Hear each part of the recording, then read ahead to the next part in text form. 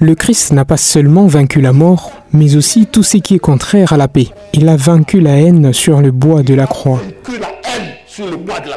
Plus qu'un souhait et un projet de vie, nous devons vivre dans la paix.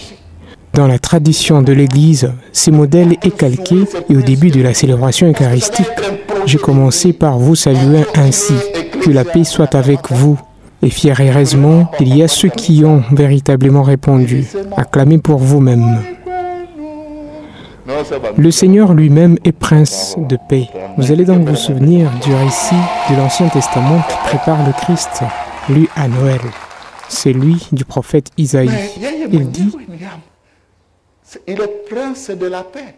Celui que je vais envoyer sera appelé prince de la paix. Par là, l'Église a récupéré et les souhaits de paix reviennent dans chaque célébration eucharistique. Il était des coutumes avant Covid-19 d'échanger les poignées de main. Mais d'une façon ou d'une autre, nous poursuivons cet héritage. Cela veut dire que la paix est quelque chose de plus précieux dans notre pays, malgré les misères que nous traversons. Il est bon que nous entrions dans le chemin de la paix, de manière bien réfléchie. Ainsi, si tu refuses ce chemin, que veux-tu réellement détruire? Et si vous ne comprenez pas le sens de détruire dans notre langage d'ici, demandez à celui qui est à votre côté, votre voisin katangais, il vous dira que c'est un combat sauvage. Et pour détruire, il faut avoir des biceps. Par contre, détruire a plus de dégâts que faire la paix. Cela non pas seulement au niveau de la macro-structure. En cette année jubilaire, nous devons être des témoins de l'espérance, des agents de l'espérance, mais aussi être des agents de paix. La fête d'aujourd'hui nous montre notre responsabilité pacifique dans nos familles. Demandons donc la grâce d'entrer dans le chemin de la paix. Qui d'entre nous peut être fier que son fils soit un bagarreur, un destructeur? En matière de paix, notre pays est en dernière position. Regardez à nos aéroports, ça et là, l'environnement, etc. Ouvrons les yeux et disons, pas de paix, pas de développement. Notre prière en ces jours est que la paix revienne, que les misères finissent. Nous, vos pères, nous sommes déjà habitués aux injures et à toute autre forme de discours. En exemple, pour finir, la République centrafricaine a déjà pris de l'envol.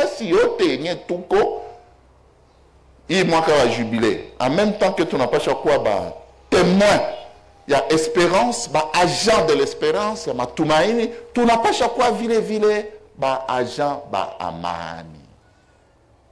Faites aller, il y a pasaka. Ni fete inatuonyesha responsabilite yetu mumambo ya amani mumajamaa yetu. Muko ni mabukovya mumajamaa yetu, muko bananga, muko wale wengine ba wili ngoma na wengine ba muyaya yote biko toka mule. Leo tuombe neema mumajamaa yetu kufie vya vile na vile leo ombi letu hasa zaidi pahali pa kuiponona inafaa tuingie munjia ya amani.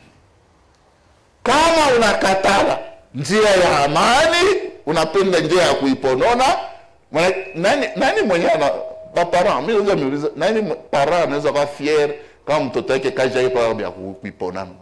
Qui peut être fier à mtoto du bagarreur, tout le temps bagarre, orale, et puis viende que wanduku wapenzi.